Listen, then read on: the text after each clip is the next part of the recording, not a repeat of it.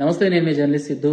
అయితే వెంకటేశ్వర స్వామి పైన ఎవరైతే అనుచిత వ్యాఖ్యలు చేసిండో కదిరి కృష్ణ, అతని పైన అయితే 299 సెక్షన్ కింద జూబ్లీహిల్స్ పిఎస్లో అయితే కేసు నమోదైంది. నిన్న చిక్కటి ప్రవీణ్ గారు అయితే అక్కడికి వెళ్ళి ఫిర్యాదు చేయడం జరిగింది. అండ్ ఆయన మీడియా ముఖంగా అయితే చాలా గట్టిగా మాట్లాడడం జరిగింది. అంటే ఇలాంటి పనులు ఇంకొకసారి చేస్తే మాత్రం చాలా గట్టిగా ఆన్సర్ ఇస్తాము, అండ్ హిందువులందరూ నీకు చాలా బాగా బుద్ధి చెప్తారు అనేసి అయితే దానికి అంటే చిక్కటి ప్రవీణ్ గారు అండ్ హిందూ సంఘాలు ఏవైతే ఉన్నాయో అవన్నీ వేరే వేరే ప్లేస్లో నుంచి ఇలాంటి ఫిర్యాదులు చేయడంతో అండ్ సోషల్ మీడియాలో ఆయన ఏదైతే అనుచిత వ్యాఖ్యలు చేశాడో ఆ వీడియో వైరల్ అవడంతో కాస్త భయపడినట్టు కనిపించాడు. దాని తర్వాత ఒక వీడియో అయితే రిలీజ్ చేసిండు. అంటే నేను ఏది కావాలని మాట్లాడలేదు అనేసి ఏదో సర్ది చెప్పుకోవాలనేసి అయితే ట్రై చేసిండు. అయితే అందులో తను ఏం మాట్లాడిండు అన్నది మనం ఒకసారి చూద్దాము. అయితే కదిరే కృష్ణ అనే వ్యక్తి అడ్వకేట్గా ఉంటూ సోషల్ యాక్టివిస్ట్గా ఉంటూ సోషల్ రెస్పాన్సిబుల్ లేకుండా ఇలాంటి లూజ్ టంగ్స్ చేస్తున్నాడు అనమాట. అంటే ఎన్నో సంవత్సరాల నుంచి చాలా టీవీ డిబేట్స్లో హిందూ ధర్మానికి అగెన్స్ట్గా,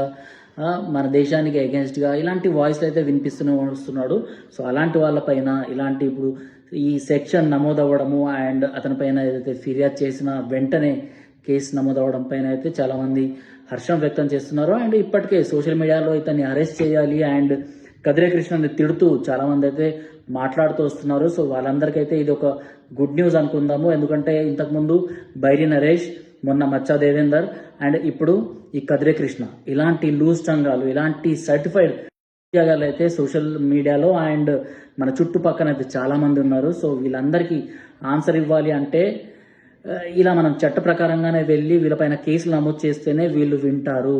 అండ్ వినని పక్షాలో ఏం చేయాలో అన్నది ఒక్కసారి ఆ నరేష్ని అడిగితే అతనికి తెలుస్తుంది. ఎందుకంటే ఎట్లా దెబ్బలు తిన్నాడో అన్నది ప్రతి ఒక్కరికి తెలిసిందే. సో కాస్త సంవరం పాటించి సోషల్ మీడియాలో ఏదైనా మాట్లాడుతున్నప్పుడు ఒకరి మనోభావాల్ని, ఒకరి మతాల యొక్క, ఒకరి ధర్మాల యొక్క రిచువల్స్, సంప్రదాయాలు ఉంటాయి, వాటికి రెస్పెక్ట్ ఇచ్చి మాట్లాడడం నేర్చుకోండి.